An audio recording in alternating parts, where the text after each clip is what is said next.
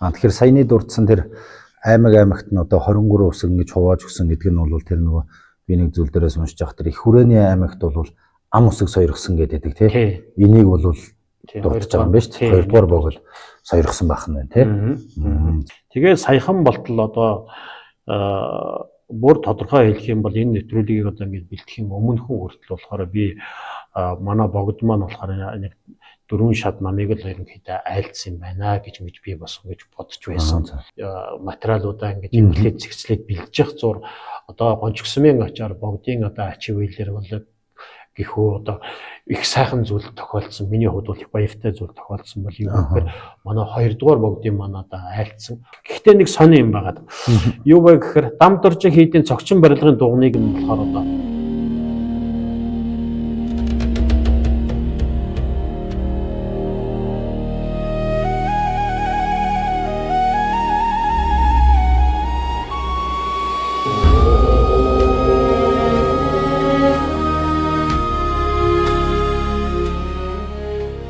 Сайн байцгаана уу? Та бүхэндээ энэ өдрийн мэндийг хүргэе. Мадрая подкаст Монгол хутаг туулгаа нэвтрүүлгийн энэ удаагийн дугаар эхлэхэд бэлэн болсон байна. Танд энэ өдрийн мэндийг хүргэе. За энэ өдрийн мэндийг хүргье. Тэгээд энэ нэвтрүүлгийг үзэж байгаа хүн бүхэнд энэ өдрийн амар амгалан айлтгая. За та бүхэн хоёр одоо богдуудын дугаарыг цуврал нэвтрүүлгээр явж байгаа. Энэ удаагийн дугаарт бол 2 дугаар богдгийн энэ тухай. Тий, өнөөдөр хоёулаа онцлог дугаар байгаа. Монголын одоо шашчны эзэн 2 дугаар богдынхаа тухай одоо ярилцъя гэж бодож байна. Тэгэхээр 2 дугаар богдын дугаарыг ярилцахад одоо ямар асуултаас эхлэх вэ гэх юм бол хамгийн дөрвөлд нэрээс нь эхлэе тийм. Богдын маань нэр алдар нь одоо юм бэ? Тийм. 2 дугаар богдын нэр алдар маань болохоор Лувсан Дамби Домэ гэдэг нэртэй төвдөр. За монголоор юу гэсэн хөр сайн уян шашны зул гэдэг юм одоо нэртэй ийм одоо манай богд байна. Манай богд 2 дугаар богд маань Монгол газар мэндэлсэн монгол хүн. Тэгэхээр нэрийн алдар нь болохоор ер нь одоо гэлэгвийн шашны одоо ламнараас эхлээд одоо бокстейцийн ламнарт болохоор одоо Лувсан буюу сайн уян гэж нэр гардаг. Тэгээд нэрийн улбаа нь бол юу вэ гэхээр гэлэгвийн шашныг одоо үндэссэн богд зонхын одоо нэр алдараас Лувсан дав гэдэг нэр алдараас болохоор өгшилтэй учраас ерөнхийдөө түгээмэл ус энэ нэр гарах нь бол түгээмэл ус гэж байдаг. Тэгээд манай богдын нэр маань бол юу гэхээр Дамби Домэ буюу шашны зул гэдэг нэртэй юм байна. Анхны гэгээн маань өндөр гэгээн маань болохоор шашны одоо дувааз шашны ялгуулсан дэмдэг гэдэг нэртэй шүү тийм үү? Тийм байна. Тэгэхээр одоо нэрний тухайд бол одоо Лувсан Дамби Домэ. Тийм. За тэгэхээр одоо 2 дугаар богдыг одоо намтар нь бол одоо яг хэдэн одоо янзын гэх юм уу те янзын ямар ламын одоо зохиож төрөвсөн намтар байна. Гол баримталдаг намтар нь одоо таны судалж байгаагаар бол одоо ямар намтрыг одоо гол баримтлал болж байна. Бид бүхний одоо энэ ярьж танилцуулж байгаа Монголын хутаг товлгой цоврал дээр болохоор бидний барьж байгаа нэг бас бодлого байна. Юу вэ гэхээр ярихтаа болохоор одоо төвд их сурвалж за тэгээ Монгол мэргэдийн хийсэн одоо Чойнжун Монгол мэргэдийн хийсэн Хистейцийн хутаг товлгаадын яг тухайн тэр хүний өөрийнх нь намтрыг болохоор голон тулгуурлаж ингэж бас ярья гэж бодож байгаа юм. Тэгэхээр одоо Монгол төвд судлалууд сайн хөгжөөд бас төвд судлал хөгжсөний энэ хэрээр болохоор энэ хутаг товлгаад Хистейцийн намтар зохиолн ялангуяа намтар нь болохоор монгол хэл дээр нэлээд орчуулагдаж ингэж гарч байгаа, олон гарч байгаа. Мөн энэ бусад одоо холбогдох одоо Чойнжун судар за тэгээд энэ судалгааны материал за өмнө гарсан одоо энэ бусад зүйлээр хоёулаа тулгуурлаж гол их сурвалжаа болгож ингэж ярих наа гэсэн үг тийм. Тэгэхээр өмнөх дугаар дээр бас хоёулаа яг тодорхой төвд ихээр шүнгийн датаад одоо монгол орчуулгатаа ярьж байгаа. Тэгэхээр тийм учраас энэ манай 2 дугаар богдын залбирал нь бол одоо та хоёр бол нөгөө Фунцуг гэсэн гэж номон дээрээсээ дамнаа өдөр тутам байж байгаа тийм үү? Уншлагнаас яг богдуудын бүх одоо залбирлыг татаж ярьж байгаа тийм ээ. Тэгэхээр манай 2 дугаар богдын одоо залбирал нь бол одоо Фунцуг гэсэн гэж номон дээр бол одоо хаана ямар шатн юу гэж гарч байгаа вэ? За Фунцуг гэсэн дэвид хүн мэднэ. Бид нар ингэж уншдаг тийм үү? Лодор өрмөр гарал зонхоове Лувсан Дамби Домбе Лувсан дүлжаан иж мариг монсолбе янзун гиви шила солбоондоо гэж бид хүн одоо богдынхаа намтрыг болохоор лодор өрөмрөг гэж энэ 4 шат ном, нэг шолго номоор болохоор бид нар ингээд уншиж байгаа. За энэ номыг одоо анхлан хэн зохиовоо гэдэг болохоор одоо Банчин богд Лувсан Балдан иш гэж одоо Банчин богдын болохоор айлтсан ийм зорилго байгаа.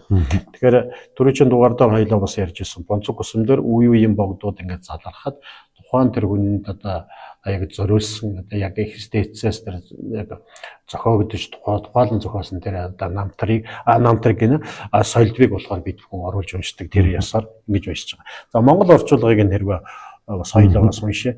Монгол орчуулгаар унших юм бол оюуны сан жил шарын өндө бүжиглэл зонховын онцсан ёс шашны зулыг сайтар барьж онцлон шав нарын сэтгэлийн момхын харанхуйг арилгагч огоот баригч янзан буйны садан багшид залбирмөө гэсэн одоо утгатай байдаг. Тэгэхээр манай богдын мандар нь болохоор Лувсан дами домэ штэ тийм ээ. Тэгэхээр Лувсан дами домэ гэдэг нь яаж гарч ийн гэхээр нэгдүгээр шатандар лодор өрөмрөг гэдэг нь ло Лувсан гэдгийн сан тэгээд дамби домыг дараагаар нь бол яг нэрийг нь дуртаад. Тэгэхээр манай богдын нэр маань болохоор бүтнээр явуулаа ингээд энд гарсан.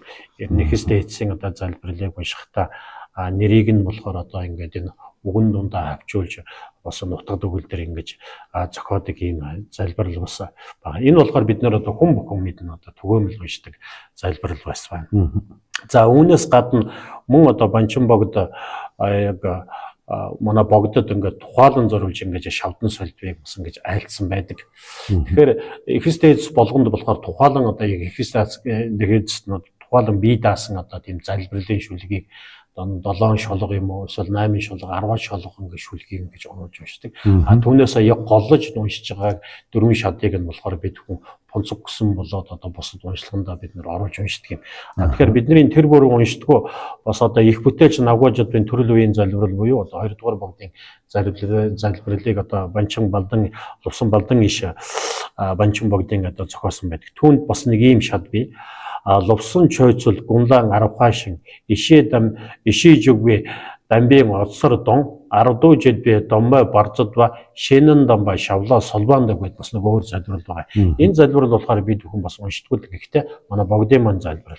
Утга нь үл юу ба гэхээр сайн оюун номын ёс бүхэнд машид мэрэгжээд сац бэлгүүн орсон тул шашны мянган гэрлийг сайтар түгэх гэрэлт зулыг бадруулан зохиогч сасалгүй жавзан дам хотогтод залбирмөө гэсэн маягтай орчуулж болохоор ийм залбирал байгаа. Тэгэхээр манай богдын маань одоо нэр маань бол юу вэ гэхээр түрүү хэлжсэн шашны зулыг одоо энэ Монгол орнд яг дэлгэрүүлэх шашны зулыг түгээж шашны гэрэлгийг олон түмэнд түгээн гэсэн тэр утгаараа ийм сахан нэр алдартай. За тэгээд залбирлын хувьд болохоор бас нэг юм байна.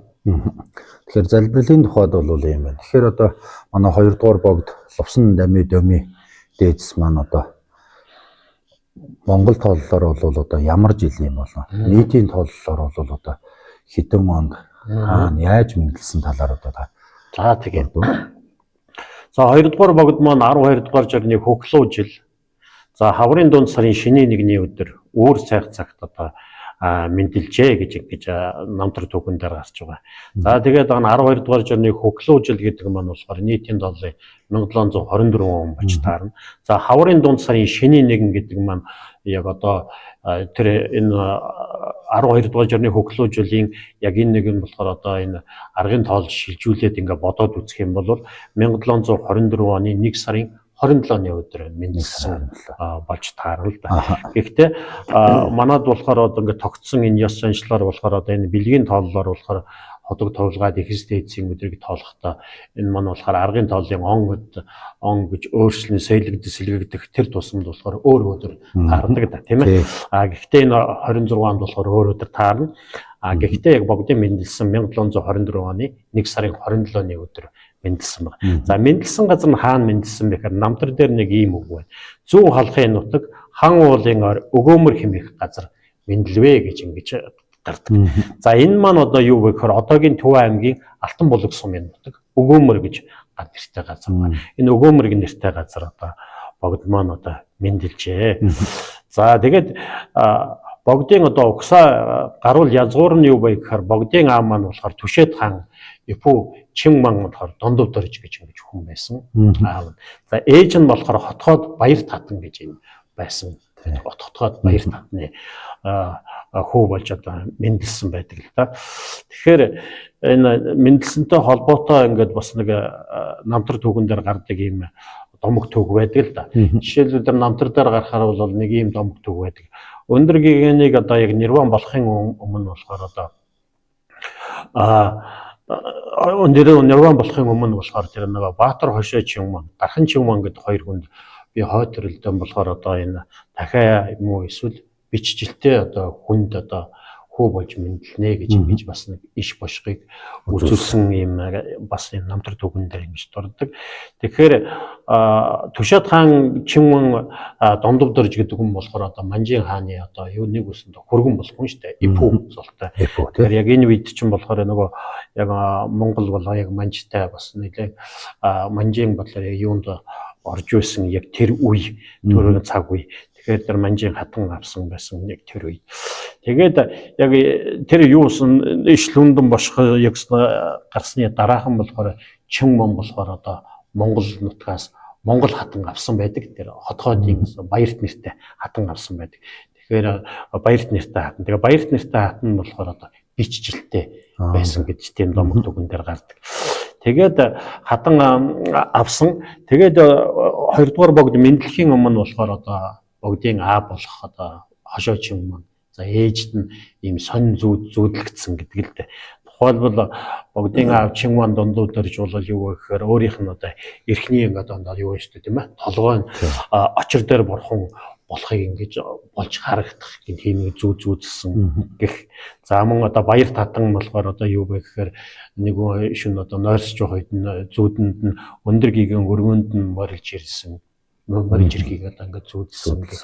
За зүүдэнд нь сайхан нар сар үзэгдсэн гэх. За тэгээ өөрөө болохоор тийм өндөр уулнаа сайхан тийм алгасан сайхан цэцэг түүж байна гэж ингэж зүүдсэн гэх мэт ийм сайхан ийм зүүдэлсэн гэдэг. Тэгээд мөн намтар дээр бас гардаг нэг юу бий. Яг мэдлэхийн одоо яг урдхантай одоо энэ юу гэхээр ээжийнх нь одоо хадны одоо тэр орой дээр ингээд цагаан гэрэл тусаад биед нь шингэж байгааг бас ингээд зүүдэлсэн гэдэг. Тэгэхээр одоо бурхан багшийг мэдлэх үед бурхан багшийн ээж нь цагаан 6 соёотой цагаан зан бас зүүдлээ. Тэр нь одоо биед нь шингээд тэгээ биеийн сайхан одоо ингээд амар амгалан болохыг ингэж зүүдэлсэн гэдэг тийм ээ. Ер нь ихс дээдсийг ингэж мэдлэх үед тийм сонин шинж тэмдэг олон гардаг. Тэр ёсоор одоо богдыг мэдлэхийн өмнө болохоор ийм олон тийм сайхан шинж тэмдэг бас үзүүлж байсан гэдгийг болохоор энэ намтар түүхэн дээр яг тодорхой бичсэн байна. Мэдлэхийн өмнөөс эхлээл олон иш бошгыг үзүүлэн игэл биш гэдгээл одоо нотлчихсан байна тийм ээ. Хоёрдугаар богд маань одоо мэдлэлээ. Тэгээ хоёрдугаар богдын маань одоо хэрхэн хизээ ямар лам тодруулан залваа. За хоёрдугаар богдыг одоо манай өндөр гигний хойд дүр юм а гэдгийг тодруулсан хүн болохоор одоо 5 дугаар банчин богд лувсан иш 5 дугаар банчин богд болно. 5 дугаар банчин богд болохоор 1663-аас 1737 оны хооронд заларч байсан ийм хүн. Тэгээд 2 дугаар богд мэдлэхийн өмнө тийм одоо сонин шинж тэмдэг үзүүлснээс гадна мэдлэг цагт нь бас тийм сонин шинж тэмдэг үзүүлсэн гэдэг намтар түүхэн дээр бас тодорхой өгүүлсэн байдаг. Тухайлбал богдын мэдлсэн өргөөний дээр шүн цагаан гэрэл тусч байхыг нь болохоор тухайн нэг хүн харсан гэдэг. Намтар дээр нь тодорхой хэлсэн байдаг нэг зураач хүн харсан гэдэг. Тэгээ өглөө нь бэлэг дэмбэрлийг бодоод тэр одоо яг гэрт морилоод тэгээ тэр болохоор одоо Түшээд хааны бас одоо өргөө гэр байсан. Тэгээд өргөө нь өглөө нь бас бэлэг дэмбэрлийг бодож хадагтай цагаан тараг ингэж өргөсөн. Тэр өглөөний нь болохоор тэр юуны Чинмангийн өргөөнд болохоор гэрэл тусч байгааг харсан гэдэг. Тэгээд богд дараа нь болохоор намтар дээр гардаг нэг зүг юу бий. Богд мэндсний дараахан болохоор одоо богд яг дөнгөж одоо хэдхэн хоногтой нялх байх үед болохоор бас төр лагшин чилэрхийг ёс байдлыг бас үзүүлсэн. Одоо хөөгд бүлээрийг тийм юу үзүүлсэн гэдэг. Тэгэхэд тэр үед бол нар банчин гутагт одоо тэр Чинмангийн өргөөнд бас ингээд заларч ирсэн байдаг. Тэгээ асуусан гэдэг ээжээс нь одоо хатан ээжээс нь хүн мэндсний дараа мэдлэх үеийн одоо хүүг нь одоо та бүхэн яваа гэдэг. Тэгэхээр хүүг нь болохоор одоо газар дарж одоо булсан, газар дарсан гэдэгсгээд тэгэхээр тэгэж болохгүй. Энэ болохоор бас хүнд яриа юу байсан байна. Тэгээд түүнийг нь хүүг нь буцаагаад авчрах хэрэгтэй гэдэг. Тэгээд нийт бас энэ 10-аад хоног үедээ өнгөрцөн байсан ч гэсэн буцаад хүүг нь одоо газраас ухаад гаргаад ирсэн чинь ийм сайхан зандан шиг тийм сайхан үнэр ангилсан маш тийм сайхан үнэр гарч байхыг нь аваад сайхан цэвэрлээ тэгээ сайхан дахиж ингэж бас хадгалсан гэсэн юм доктортой. Тэгэхээр энэ мэтийн бас тийм сонин ёс бас үзүүлсэн. Тэгэхээр одоо яг ийм сонин одоо дүр үзүүлж вэ гэдэг. Тэгэхээр одоо яг энэ цаг үед маань болохоор өндөр гэгэний бие бас ингээд бас ажраад бас ингээд болцсон байдаг. Дараагийн дүр нь одоо хаан залрах болоо, дараа дүр нь одоо хэрэг болоо гэдэг талаар бүх монголчууд манай яг тухайн үед бас ингээд санал сэдэж одоо хүсэл мөрөөж байсан энэ цаг үе. Тэгээд Чин Вангийн өргөөнд болохоор одоо ийм цагаан хүн мэндэлжээ гэдгийг нь болохоор төв рүү илч зааж илгээсэн байдаг л да. Тухайлбал Эрдэнэ хулгайн Лувсан жирмэд дорж Цэцэн ноён Гонжив дорж нарын тийм хүмүүсийг бүр тусгаалan 1727 онд богдыг 4 настай байхад Улагчин хон жил төвд рүү за ийм сонин шинжтэй сайхан хүн мэндэлжээ. Энэ хүн маань манай богдын хойдор мөн үү одоо энийг нь сайхан одоо шүүнтэглэж сайхан айлтгаж өгнө үү гэж одоо Банчин богдаас ингэж айлтгсан байдаг. Тэгэхээр Банчин богд тухайн үед болохоор одоо нэг эсмэлээ тийм 4 хүүхдийн нэр бас ингээд очсон намтар дээр гардаг 4 хүүхдээ. Тэгэхээр тэр 4 хүүхдийн одоо сонь шинж тэмдэг үзүүлсэн богдын хойдор байж болж өндөр гэгэний юм аа тийм ээ. Хойдор байж болчихгүй 4 хүүхдээс нь яг тэр одоо Дондоо дөржийн Вангийн Чин Вангийн одоо луужилтэй тэр одоо хүүг энэ болохоор одоо богдын одоо хойдох нь өндөр гэгэний хойдох нь эргэлзээгүй мөн байна. Тухайлбал 2 дугаар богд мөн байна гэдгийг яг гэж тодруулаад за тодруулсныхаа дараагаар болохоор одоо хотог товлгаадын нэр өгтөө Лувсан Дамид юм түрүүн дээр ярьчихсан Лувсан Дамид юм аа сайн оюун шашны зул гэдэг нэрийг нь хайрлсан байдаг. Тэгэхээр яг энэ тодруулсан хүмүүс болохоор 4-р 5-р Банчин богд Лувсан гэж болсон болно. Тэгэхээр одоо яг 5-р Банчин богд Лувсан иш лам одоо яг тэгээд эргэлзээгүй 2-р богдын хойд төрөл бол мөн байна гэж тодруулаад за одоо тэгээд ширээн залсан нь бол одоо 6 нас өдөртэй залсан гэдэг тийм ээ. Намтар түүхэнд бол намтар дээр гардгаар болохоор 6 настад 1729 он энэ болохоор шарагчин дахиад жил саадаг толгой гэж ингэж газар одоо монголчууд үүнээс яг өмнө болохоор одоо Банчин богдоос за энэ хүү болгоор одоо өндөр гэгэний хойдор нь эргэлзээгүй мөн гэдэг баталгаатай бичиг ирсний дараагаар 6 богдыг 6 настад саадаг толгой газар гэж ширээнд ингэж залсан байдаг. Тэгэхээр тэр намтар дээр бас ингэж гардаг л дээ. Яг энэ үед болохоор Монголын одоо энэ их хүрээн маань одоогийн Улаанбаатар хот гэдэг маань яг одоо олон газар ингэж нүүдэг байсан яг тэр цаг үе шүү дээ. Тэгэхээр яг энэ жил болохоор одоо яг манай их хүрээн маань түүхэн дээр үгүйснээр одоо одоогийн байгаа энэ хожир болонгоос нүгэд аргаланд гэж газар яг хүрээ буусаан гэдэг энэ түүхэн дээр гэж гарч ирж. Тэгэхээр тэн дээр төв түүхэн дээр болгонгот нь яг хожирт булан гэдэг ингээд бичсэн байлаа. Тэгэхээр одоо бид нар бол хожир булан гэж ингээд яриа сурцсан тийм үү. Тэгэхээр тэнд бол хожиртай булан буюу хожирт булан гэж яг тухайн үед бас тэгж нэрлэж ирсэн юм болов тийм ээ. Одоо тэгээ юуны үеэс одоо бид нар хожир булан гэж ингэж ярьжсэн. Тэгээ энэ шар соржийн тэр намтар дээр бол яг энэ мэдээ бол яг тодорхой байгаа л да тийм ээ. 6 настад нь тэгж яг анх ширээнж ингэж залсан байна л да. За тэгээд одоо дахиад жил буюу нийтийн тооллын бол одоо 1729 онд 6 настад нь ширээн залсан. За тэгээд ширээн залснаас хойш одоо голчилж шүтсэн одоо Янзан буюу одоо Янзан багш нар нь яг зөв одоо хин хэнийг анхлан ямар дараалаар шүтэж эхлэвэ. За тэгээд одоо Янзан багш гэж ингэсэн нэг нэр томьёо гарч ирнэ. За Янзан багш гэдэг маань юу вэ гэхээр хотог товлгаадын одоо голлож одоо заах багшийг болохоор одоо Янзан гэдэг нэр. Янзан буюу огоот баригч гэсэн утгатай. Бүхнийг одоо барих, бүхнийг одоо мэдгч гэсэн маягтай тийм одоо багш байна. Тэгэхээр 2-р богдын маань багш нь болохоор юу вэ гэхээр одоо тухайн үеийн одоо нэршлэр болохоор Донхор хотогт Авгаан Жамбал Данзан гэж хүн байна. Энэ болохоор Хөхнөөрд мэндэлсэн монгол хүн. Монгол хүн байна. 1695 онд мэндэлээд 1750 оны хооронд байсан юм хүн байгаа. Тэгэхээр донхор удагт гэдэг нэг хүн. За энэ донхор удагт гэдэг маань болохоор хожимо одоо бидний сайн мэдэх ямар удагт болсон бэ гэхээр манчир удагт болсон. Манчир удагтын одоо анхны дүр нь бол юу вэ гэхээр донхор удагт гэдэг нь цолтой байсан. Тэгээд Монгол газар ингээд залагдаад Монгол газар бид нэр ингээд нийт түгээд бид бүхний одоо яг танил болсон нэр маань юу вэ гэхээр манчир удагт байна. Манчир удагт болно л да. Тэгэхээр энэ манчир удагтын нэгдүгээр дүр болно. Анхны дүр болох. Анхны дүр болох тийм. Анхны дүр болох юм хүн байна.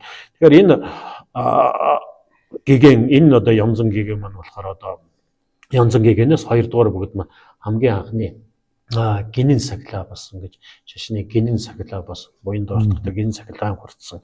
За тэгээд дорж ферма гэх мэтийн одоо судар тарны бодмирийн зэрэг дорж ферма гэх мэтийн очир ирэх гэх мэтийн олон бүхний ван лүн авшиг жанан ингэж бас ингэж даган сойрхлыг ингэж хурцсан им хүн байгаа юм. Тэгээд нэгд багш нарын тухай ярьсан чинь голлох бас шанирын тухай бас ингээд урьдчилаад яа. Хоёлаа намтар төгөө бас түгээ яриаггүй байгаа ч гэсэн.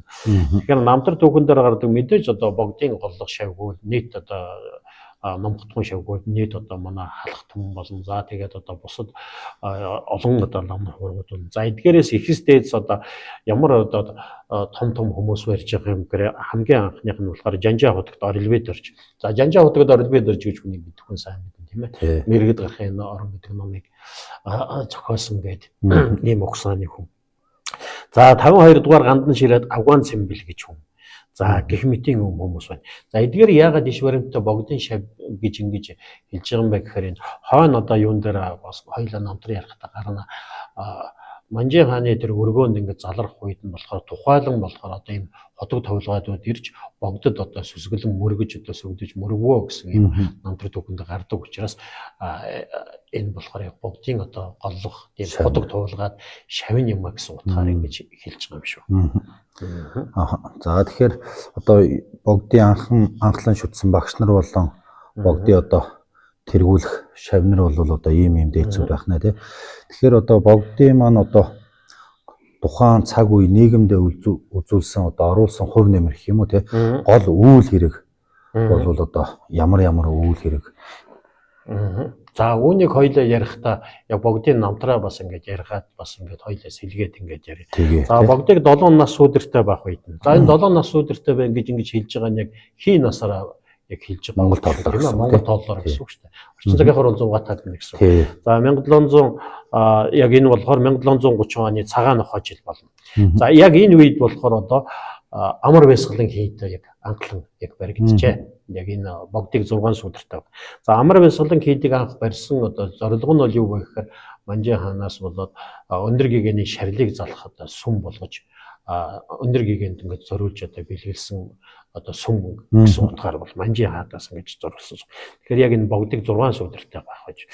За үүний дараагаар 1731 он буюу яг 8 нас сүдэртэй бадан цагаан гахай жил болоод юу вэ гэхээр богд болохоор хэсэг зур одоо яг энэ хүрээний газараас ингэж одоо одоогийн Улаанбаатар хот байгаа энэ газараас болохоор долон нуурт болохоор шилжиж ингэж байрласан. За энэ бод болохоор одоо бас цаг ороо босгоо байж бас дан өмнөтэй байж халхоордын одоо хоорондын тэмцэлч гэсэн бас ингэж ямрал байж за тэгээд Монгол Манжин гэдэг бас цаг төрийн хувьд бол нэгэн докторгүй байсан үе учраас ямар янз бүрийн одоо тэр хөл өмнөөс цаг төрийн өмнөөс бас дайжуулах зорилгоор нэг за хоёрдугаар болохоор одоо Манж болсон Монголыг бас тэр татах зорилгоор ч гэж зарим түүхчид бас ингэ дүгнж байгаа.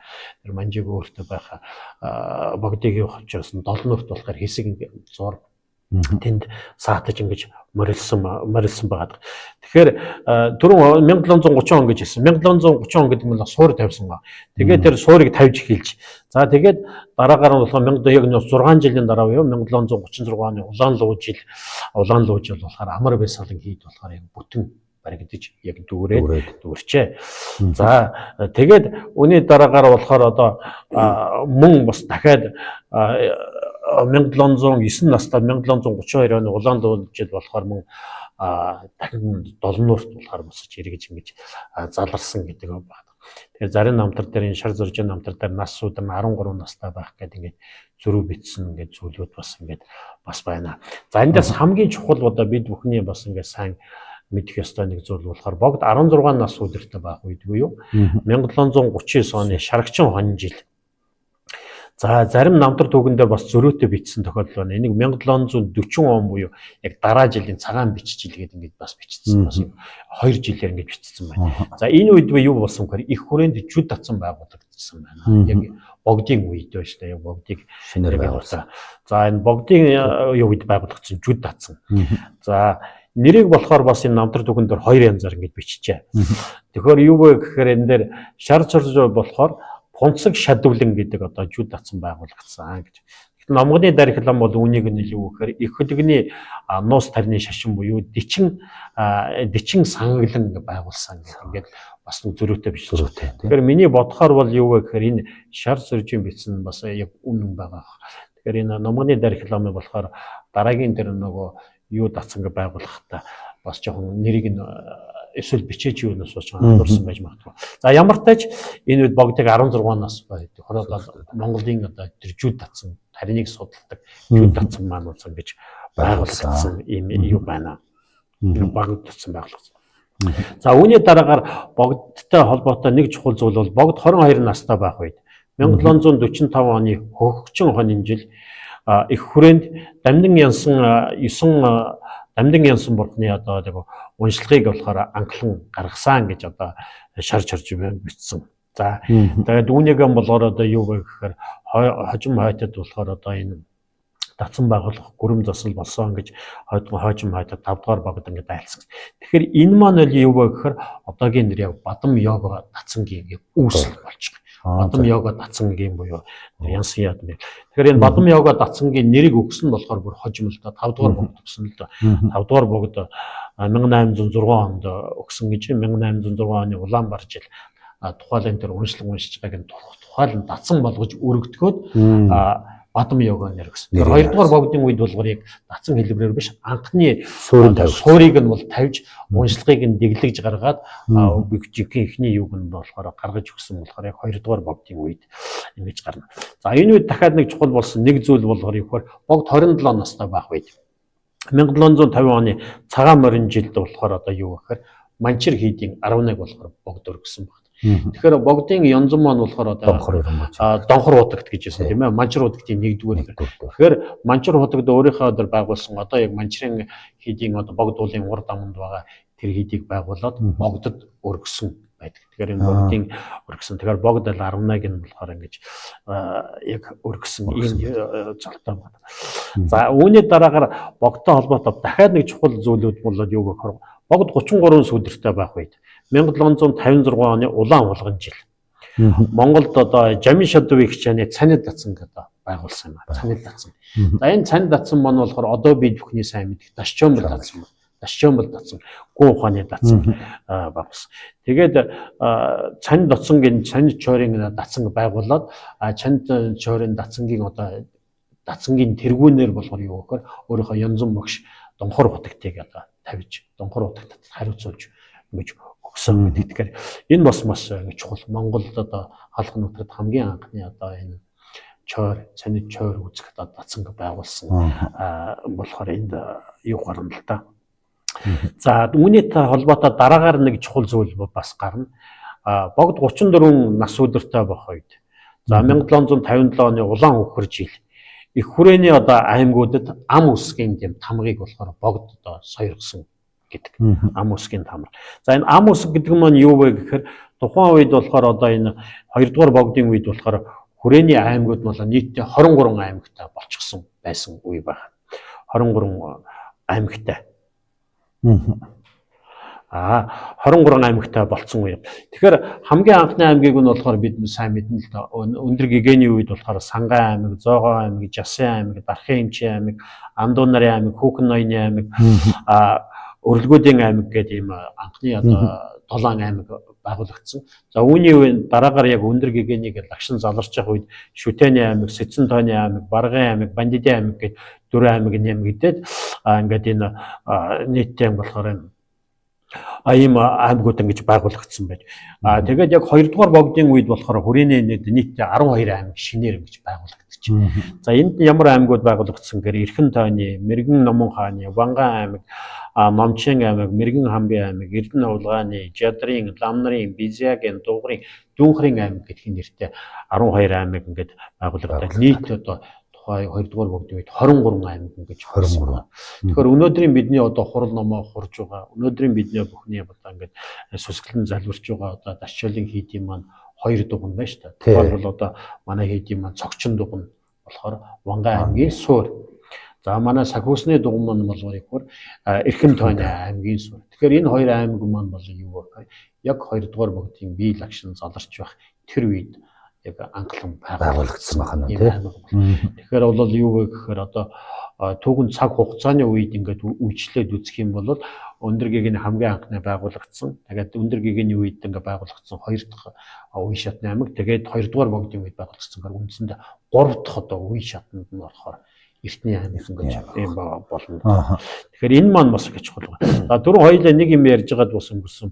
Юу гэхээр хүрээний аймаг ингээ олон болоод ингээд яг үед мэдээж бичиг сачиг наашаа цаашаа явуулахаар тухайн одоо тэр аймаг болохоор тусдаа харьяатай, данс, бичиг данстай, лам уургатай, эзэнтэй тийм ээ захирах одоо ингээд ёстой ингэж байх үед болохоор олон янз ингээд бичиг сачиг наашаа явуулах үед тамга тэмдэг гэхээр гарна. За энэ үед нь юу вэ гэхээр тухайн дээр одоо аймгийг ингэж гэрчлэх одоо тамга тэмдгийг ингэж 2 дугаар богод олгосон байна. Үүнийг нь ам үсэг гэж ингэж хэлж байгаа. Ам үсэг гэдэг нь ямар хуу ингэ хэлбэртэй байсан гэхээр одоо төвдийн одоо цагаан талбай нэг үсгийг аймаг болгонд өгсөн. Үндсэндээ болгонгоч 23 үсгийг аймаг болгонд өгсөн байна тий.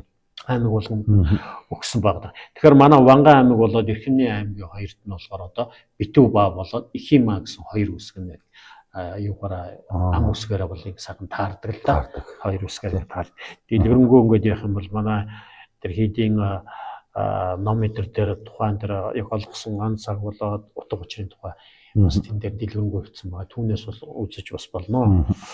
За энэ метр бол хоёлоо бас богдынхаа юуг бас ингээд товчлоод бас ингэж ярьж болно.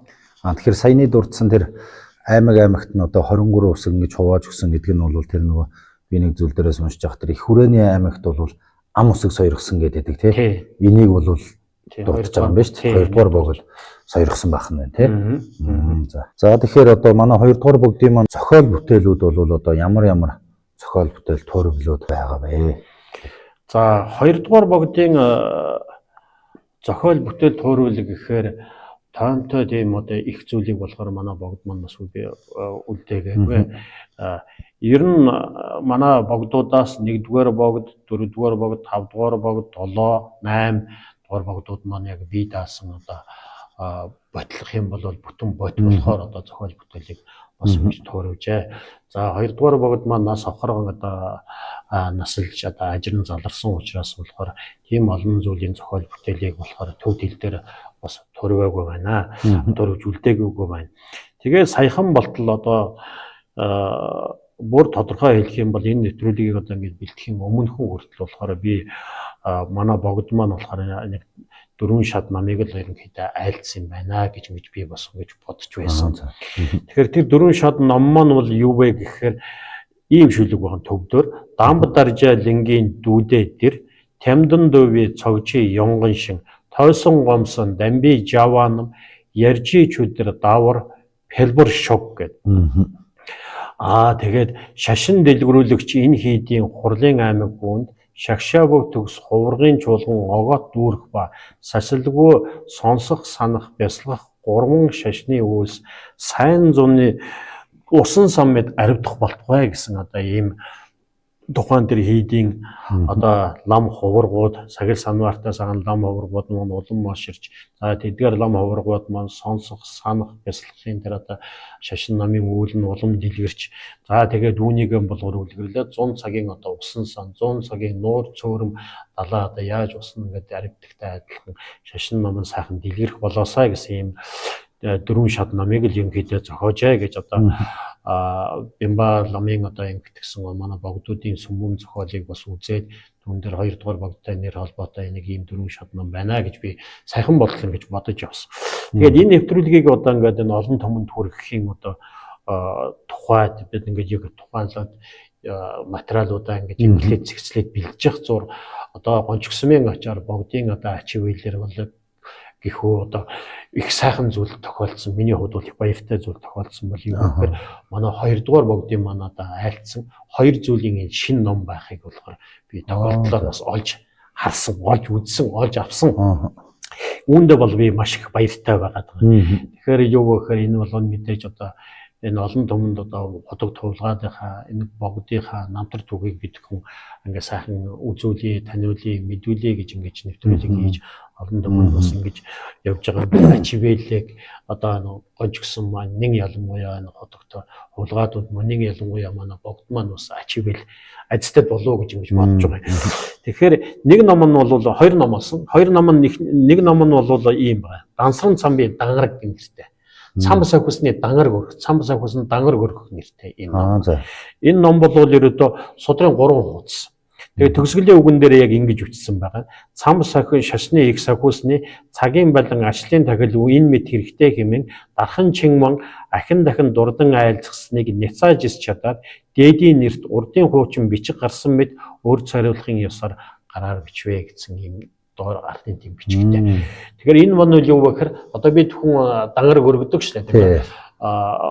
Одоо хамын дангараг одоо цэдрэл хамаар одоо дангараг болсон гэж өргөж байна. 29 нь болохоор одоо ингээд 10 хангалттай нийтдээ болохоор дангараг гэж өргөж байна тийм үү. Тэгээд манай энэ богдих болохоор юу гэхээр 10 хангалаас цамп сахусанд тухайлан дангараг өргөх нэг ийм ном байгаа. Ном болохоор их цөөхөн 3 судрын 3 хуудас гэдэг чинь 10 өргөө 6 нөр болно шүү дээ. Нэг ийм ном. За дараагийн нэг ном бас их сайхан ном. Энэ болохоор цэгэг дорж даншиг маань нэртэй. Сүл дуудлага очир бат оршил нэртэй. За мөн одоо богино барын судраар. Богино барын судраар юм судрын 3 хуудас 13 4. За үүний артлын төгсгөлийн үгэн дээр ингэж байгаа. Цагаан дээр дурдсан ёсоор шагжийн тань лувсан дами дөмэ шаглынхаа нэрийг дурдсан байна.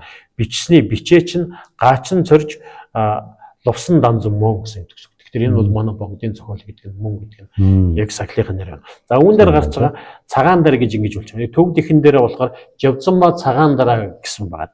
Жавзанба цагаан дараа гэдэг нь хинбэ гэхээр богдын ээжийг хэлж байгаа. Богдын ээжийг хэлж байгаа. Баяр татан гэж.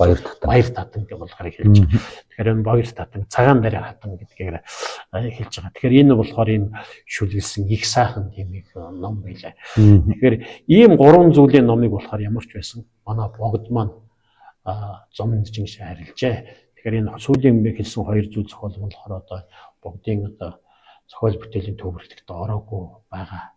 Тийм байх. Судалгаа шинжилгээний одоо нэг мэрэгжлийн хэлээр хэлвэл судалгаа шинжилгээний эргэлтэнд ороогүй байгаа нэг ийм 2 ном. Монголчууд маань бас мэддэггүй. Тэгэхээр энэ болохоор яг бас шинэ мэдээ болох байх тийм үү? Тийм байна тийм. 2 дугаар богд маань бол одоо тухайн цаг үедээ зохиол төвөөрөл их бага байсны гол шалтгаан бол одоо 34 нас өдөртэй буюу одоо нийтийн тооллын 1757 онд одоо таалал барьсан байдаг тийм ээ. Тэгэхээр энэ таалал барьсан буюу одоо энэ нирван болсон талаар нь. За богдын нирван болсныг нийтийн бэлгийн тооллоор хэлэх юм бол 13 дугаар жооны улаачин өхөр жилийн өвлийн адаг сарын 27-ны өдөр гэж байна. Өвлийн адаг сарын 27-ны өдөр. За энэ өдрийг нь болохоор одоо аргын тоолд шийдвүлээд бодох юм бол 1757 оны 1 сарын 5-ны өдөр ингэж таарна. Тэгэхээр энэ цаг үеийн маань ерөнхийдөө Монголын түүхэнд бас нэлээд одоо улс төрийн хувьд бол их докторгүй байсан яг цаг үе шүү дээ тийм ээ. Тэгэхээр болохоор одоо зарим түүхүүд одоо бичснээр түүхэн дээр намтар дээр бол тодорхой гэж бичээгүй л дээ. Гэхдээ монголчуудын дунд яригдаг яриагаар бол юу гэхээр яг энэ үед гарч 1755-аас 57 оны хооронд гарч исэн манжийн эсрэг одоо хотгоодын Чингүнжүү одоо энэ ордын амар санаа нарын бол тэр хөдөлгөөн тэр бослоготой холбоотой үүнийг болохоор нууцаар дэмжсэн гэсэн үгнээс болохоор нууцаар хорлогдсон байх тийм янз бүрийн тийм домог түүх байдаг л да. Домог түүх байдаг л да. За тэр болоор ерөнхийдөө монголчууд их ярьдаг учраас хоёлаа энэ яриаг нь алгасан. Тэгэхээр богд маань 34 нас үдэртэй нирван дөр болоход шарилыг нь болохоор дам даржаа хийдэд болохоор одоо дараагаар нь дам даржаа хийдэд ингэж залсан байдаг. Тэгэхээр дам даржаа хийдтэй холбоотой бас нэг зүйлийг болохоор үүнд бас хоёлаа ярих хэрэгтэй бас болно л доо. Дам дарж. Тэгэхээр богдын одоо намтар дээр бас нэг ийм үг гэж гардаг. Богд хар бодоо буюу одоо болохоор энэ цагаан цэцэг өвчнийг одоо цэцэг өвчний эзэн тэр өвчний эзнийг тийм дарсан тийм домог түүхтэй гэдэг. Тэгэхээр богд хаан заларч байгаа тэр газар цэцэг өвчин буюу ерөөсө үл гарахын юм тангараг тавьсан гэдэг. Тэгэхээр богдын шарлыг зарласан газар маань дам даржа хийд тийм ээ. Тэгэхээр дам даржа хийдэг болохоор 1765 оны хөгжин үгэнжир байгууллаад тэгээд байдаг. Тэгэхээр энэ дам даржа хийдэд болохоор 2 дугаар богд, за хожимо 3 дугаар богд, дараагаар нь 6 дугаар богд ийм 3 богдын шарлыг дам даржа хийдэд ингээд залсан байгаа. Тэгэхээр дам даржа хийд маань болохоор 20 дугаар зууны үед шашны эсрэг одоо тэр их хууй төмөр явах тэр цаг үед болохоор мэдээж ингээд сүйдэж устдаж алгуулсан. Гэхдээ нэг сони юм байгаа. Юу вэ гэхээр дам даржа хийдийн цогчин барилгын дуганыг нь болохоор одоо тухайн үедээ өөрчлөөд совлын газар эмчилгээний өрөө тасалгаа буюу амралт совлын газар болгож тухайн үедээ өөрчилсөн байна. Тэгээд тухайн үедээ болохоор энэ дам тэр юун дээр бол ингэж бичснээр нэмж уурын зух, бохор усны цооног, хойд ингэрт нь усан сан, хүнсний зоор байгуулсан байна. За тэгээд 1938-аас 39 хонд аж үйлдвэрийн компаниудын ажилчдын амралт совлын газар. За 1947 онд Япон цэргийн олзлогчдын хэрэг эрхлэх газрын эмнэлэг. За 1950 онд Сүрье өвчний эмнэлэг. 1980 оноос өндөр насных сувлах эмнэлгийн зорилтоор ашигласан гэж байгаа. Тэгэхээр энийг сонин бас нэг юм давхцал байгаа. Богдын тэр шарил зарлсан тэр газар болохоор цэцэг өвчин буюу халдварт өвчин гарахгүй гэсэн тангарахтай тэр газар. Тэгэхээр энэ манай социализмын үед болохоор манай бас ухаантай тэр хүмүүс бас энэ зүйлүүдийг бас сайн мэдж байж. Тийм учраас дам даржа хийдийн тэр зүйлийг бүрэн устгаж алга болголгүйгээр яг тэр орон суурин дээр нь болохоор тэр яг тэр өвчнийг эмнэлэх амралт совлтын газар гэх мэтээр бас ашиглалаа бас байж ирсэн байгаад ирсэн бас нэг юм сонин давхцал хөө сонин юм номог түүх байдаг л да. Тэгэхээр энэ дээр бас нэг нэмээд нэгэнд богдынхоо хоёлоо юу ярьсан юм чинь богдтой холбоотой бас ганц хоёр домгуудыг намтар түүхэн дээр чухал сухас намтралыг бичсэн байдаг л да. Түүнээс бас ингэж яриа. Тухайлбал ингээд богдыг тэр цагаан өргөө гэдэг өргөөндөө заларч явах үед нэг өдөр бас ингэж бас айлтсан юм байна л да.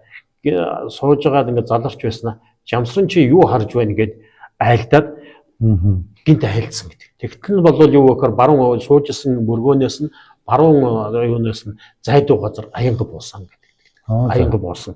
Тэгээд аянга буусны дараа бол жамсрын дэргэд заларч байсан маань сайн боллоо гэж ингэж айлцсан гэдэг. Нэг юм домог түүх бас байдаг. Тэгэхээр бол тэр яг аянга буухыг болохоор тэр юу болсон гэж мэдэж зайлуулсан жамсрын сугус. Өндөр гигэнтэй бас холбоотой жамсрын сугустай холбоотой бас юм домог түүх байдаг шүү дээ тийм үү.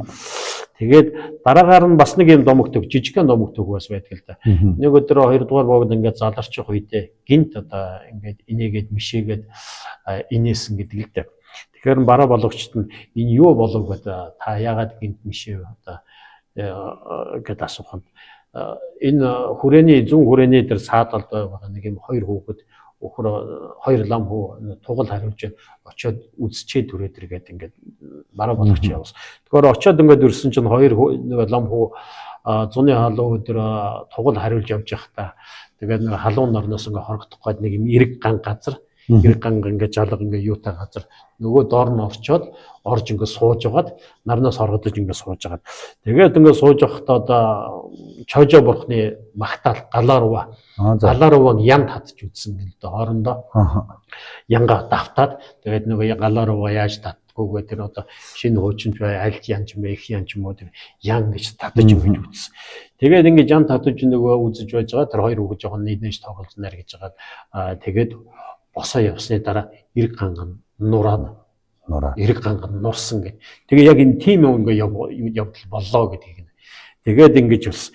Тэгэхээр дараагаар нь бараа болгоч нэрээ за ийм юм юу л ингэж болжээ гэж хэлсэн чинь тэр хоёр нэг эргэн дарагдаж өгөхөлтэй хоёр хүүхэд байсан юм аа.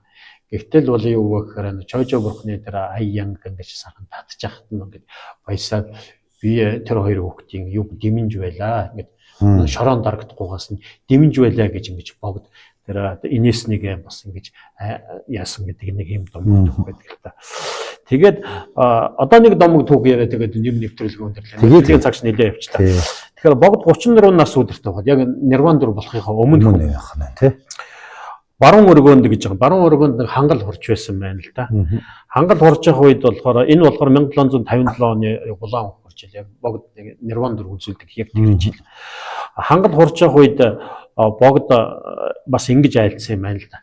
Залуу мод хөгшин модонд одоо шүтээд хөгшин модонд тулаад 120 ингэж насалдаг шиг би 120 наслнаа гэд ингээд хэлсэн чинь тэнд байсан бүх хүмүүс их баярлж гинэ. За манай богд маань их сайхан өндөр насыг наслах 120 наслах нь бид бүхэнтэйгээ их урд уртуудаа хугацаанд одоо цуг залрах юм байна.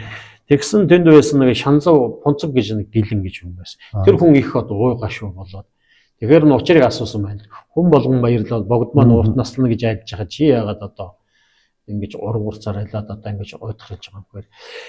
Энэ маань богд өөрийнхөө насыг хэлээгүй маа. Өндөр гэгээний насан дээр өөрийнхөө насыг нэмээд нийтдээ 120 наслана гэж хэлсэн үг байна гэж. Тийм учраас бид бүхэн яах вэ? Богдынхаа урт наслахын тухай дан шиг мандлыг сайн өргөх хэрэгтэй байна гэж ингэж хэлсэн гэдэг нэг юм томог түүх байдаг л да. Тэгэхээр яг тэр чи ёсоор юу вэ гэхээр одоо өндөр гэгээний ингээд насалж байсан 189 насн дээр богдын нассан 34-ийг нэмэх юм бол 123 болчихно.